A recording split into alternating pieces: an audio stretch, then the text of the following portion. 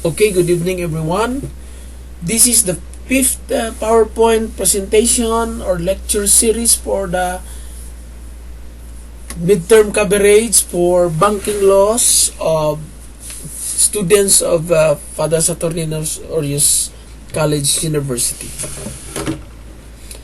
Now, today we are going to continue discussing banking laws. We will discuss the duty of the drawee. We will discuss the construction of what is meant by credit. And before that, we'd like to discuss or to acknowledge the following researchers, or we'd like to give credit to the following people who made this PowerPoint presentation possible. Plaza Angela, Pulido Erica, Quijada Carvey, Serdan Jennifer, Tabonan Kismet, and Taytay Maria. Now, as again, I'd like to tell you our usual practice in the lecture. We have to ask the pre-test and the post-test questions. What is PDIC? Question number 1. Then, how much is the maximum deposit insurance coverage per depositor? And then, what are the reasons why a drawee bank dishonors a check when presented for payment? And then, what is meant by credit? And then, it is the insurer of all valid deposits in the Philippine banks and its member banks. Number 6 question, enumerate the persons who will sign the claim form. Number 7, what is the annual flat rate reassessment of banks in claiming insured deposits? Number 8, when was RA 3591 as amended or as amended by RA 9576 enacted into law? Number 9, what is the objective of PDIC? And the number 10th question, what is the duty of the bank under RA 359? Okay, let us answer. What is PDIC? Question number 1 answer. PDIC means Philippine Deposit Insurance Corporation.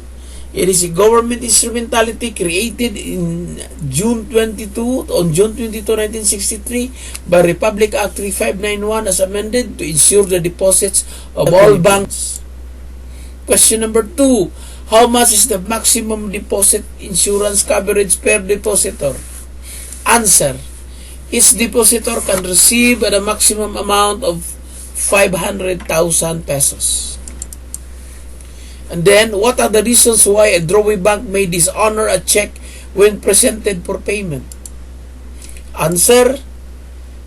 Account closed, no account, under garnishment, spurious check, unauthorized signature, documentary stamps missing for foreign checks only, post-dated, stale dated, validity restricted, miscleared item, deceased depositor, violation of clearing rules and procedures, and lost by presenting bank while in transit to clearing. Now, what is meant by the word creditor? Answer. The word what is meant by the word credit? The answer is, the word credit as used herein shall be construed to mean an arrangement or understanding with the bank for the payment of such. Number 5, it is the insurer of all depositors of the Philippine banks and its members. Answer. Philippine Deposit Insurance. Number 6, enumerate the persons who will sign the claim form. Answer. Depositor of the account for depositors 18 years old and above. Then, parent, if the depositor is below 18 years old. And then, agent in the case of buy accounts. Then, trustee in the case of in-trust for account. And then, each depositor in the case of joint accounts such as or and/or an account if a depositor is unable to file his claim personally. And then, a representative may file on his behalf by presenting a duly complied special power of attorney.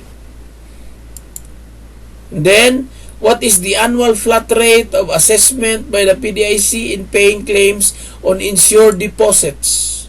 Answer, 1/5 of 1% of their total deposit liabilities. Number 8 question. When was RA 3591 as amended by RA 9576 enacted into law? Answer, on June 1, 2009. Number 9 question. What is the objective of PDIC?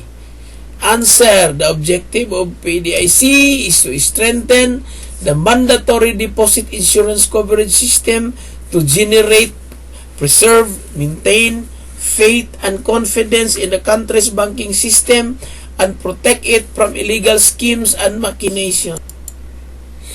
Number 10. What is the duty of the bank under RA 3591 as amended by RA 9576?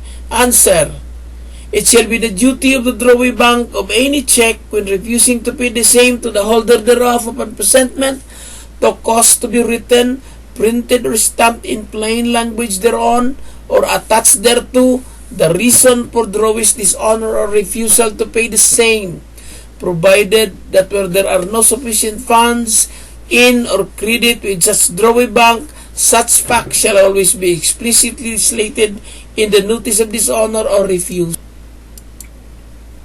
Discuss duty of drawee and rules of evidence.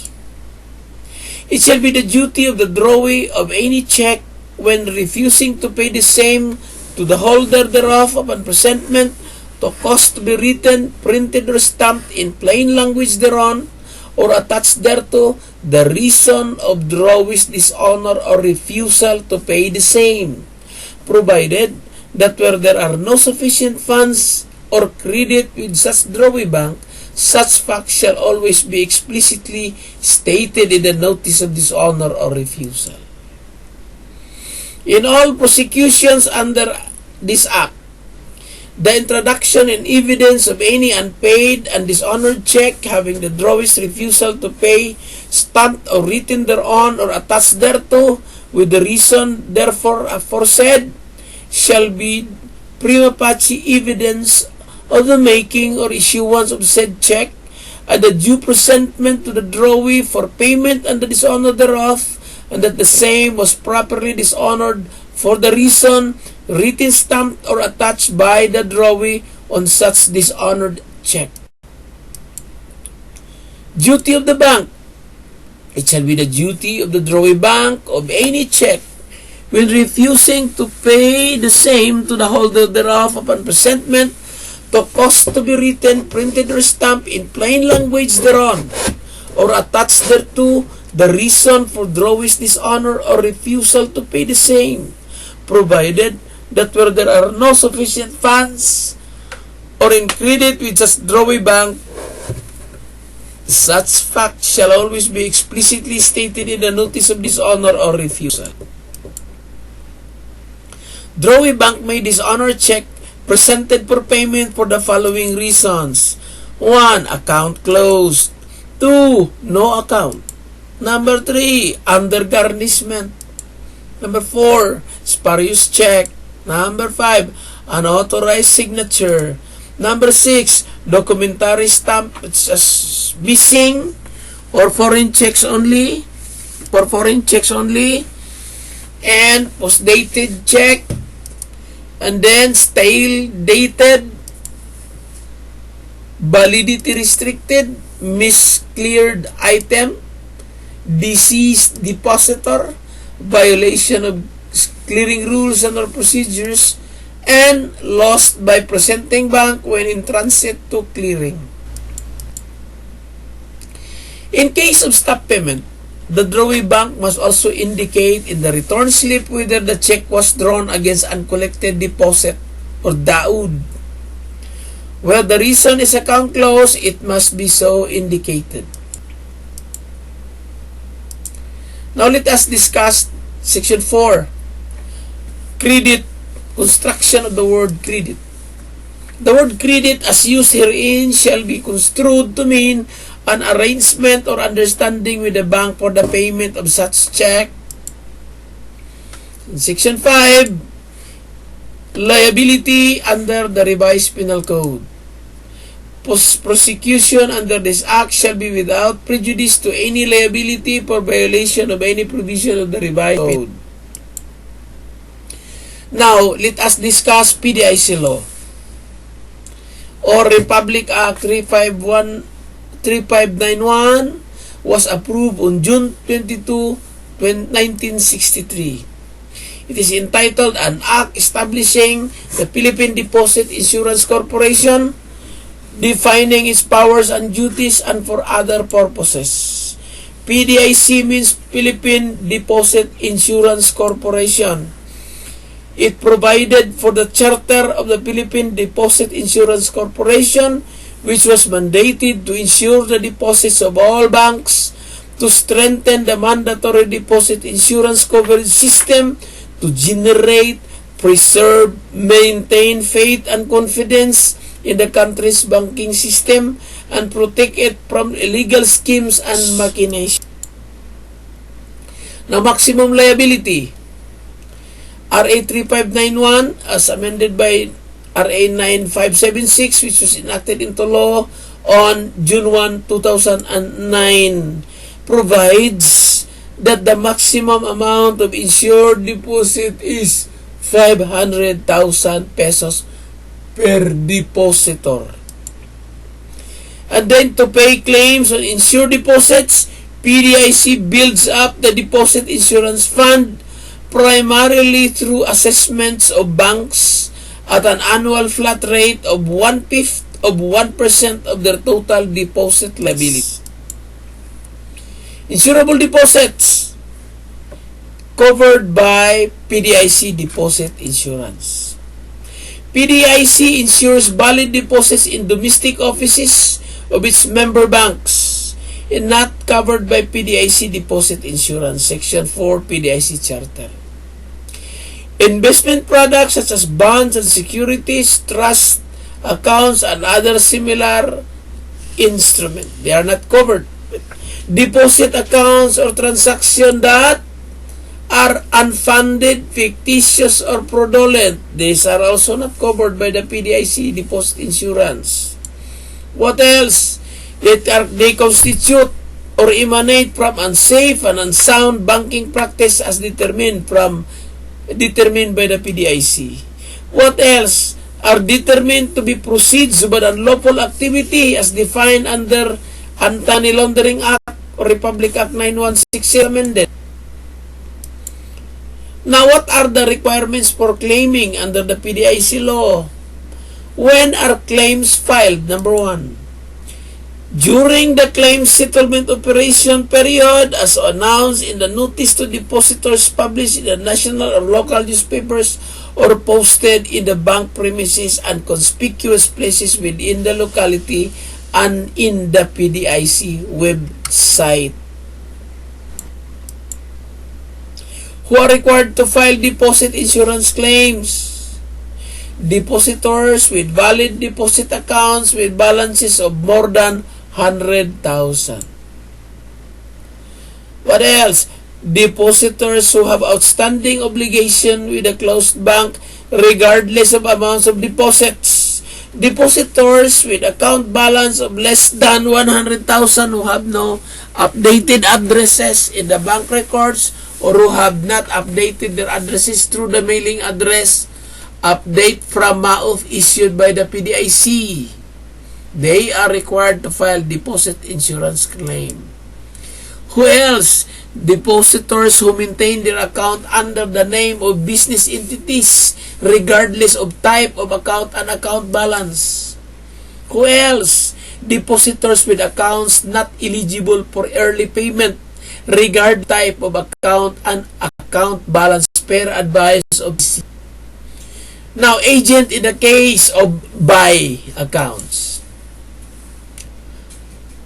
Who should sign for the claim form? I'm sorry. Those who are depositors of the account for depositors 18 years old and above. Now, the question is, who should sign the claim form?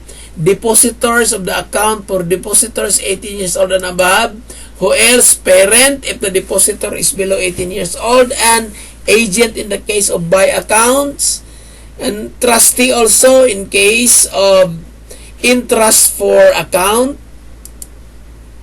And then each depositor in the case of joint accounts such as or an accounts. If a depositor is unable to file his claim personally, a representative may file on his behalf by presenting a duly notarized SPA, or in the case of a depositor residing abroad, an SPA duly authenticated by the Philippine consulate nearest his or her. What are the steps in filing the claims? 1. We have the documentary requirements. For documentary requirements, we have number 1, original evidence of deposit such as savings passbook, certificate of time deposit, bank statement, unused check, and ATM card. What else? Original copy of 2 valid photo-bearing identification documents or IDs with clear signature of depositor or claimant. What else? If the depositor is below 18 years old, a copy of his or her birth certificate from the NSO, National Statistic Office, or duly certified copy from the local civil register, or unvalid IDs of the parent. What else? Original copy of a notarized special power of attorney for claimants who are not the signatories in the bank records. And in the case of minor depositor, the SPA must be executed by the parent. Now, that is the end of our discussion, and thank you very much. That was the 5th lecture series of our midterm lecture for Banking Laws 223 for Father Saturnino or US University. Class, take note of this because these questions may come out in the midterm exam.